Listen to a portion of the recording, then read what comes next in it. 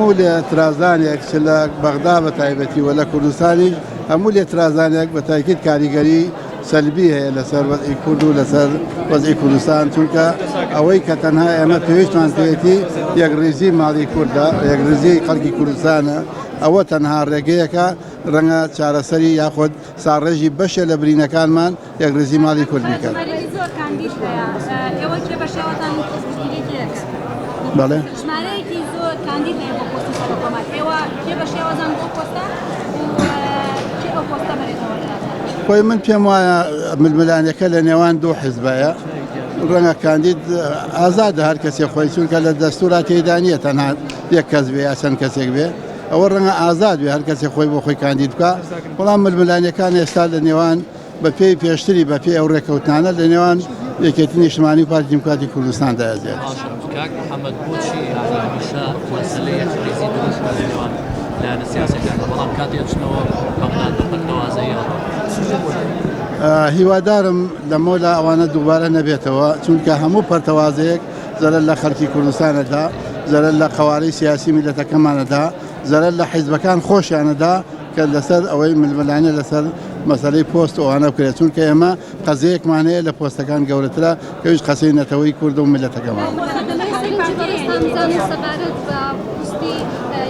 حکوومەتی زۆرینە لە عێراقدا ئەگەر سەدر سوود بێت لەسەر پێگەنانی حکوومەتی زۆرینە سەرنجی حکوومەتستان چێ سەبارەت پرسیاری دووەم سەبارەت بە پۆستی سەرۆکۆمارە پارتی پۆستی سەرۆکۆمار یاخود بەرژێرانی سەرۆکۆمار هەندێکجار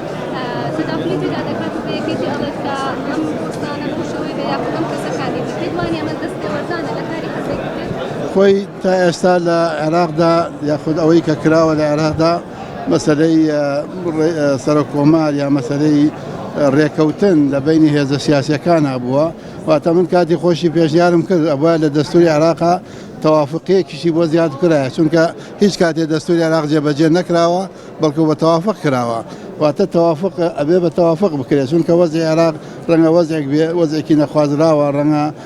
ئامادەی ئەوەی تێدا نەبێت کە بە حکوومەتی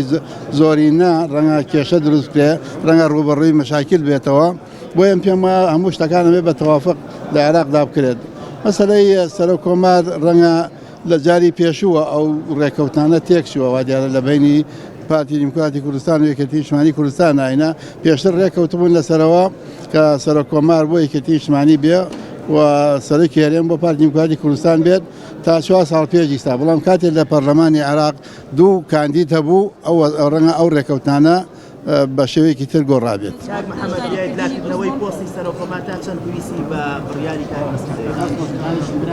بە دڵنیاییەوە بڕیاری کاک مەسعود گرنگە بۆ یەکلاکردنەوەی هەر بڕیارێک لە کوردستان و لە عێراقیدا.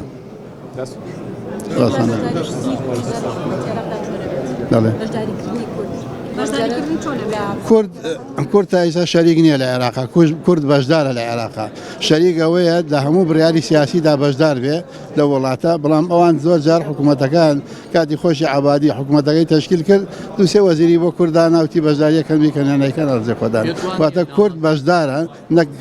شەریکە لە عێراقدا. دەتوانێت لاوازبوونی پێگەی کورد لە عێراق یەکەم جار لایەنە سیاسەکانی یاریمی کوردستان بەرپرسیارن لەوەی کە لایەنە عێراقیەکانیانی دژ بۆ کورد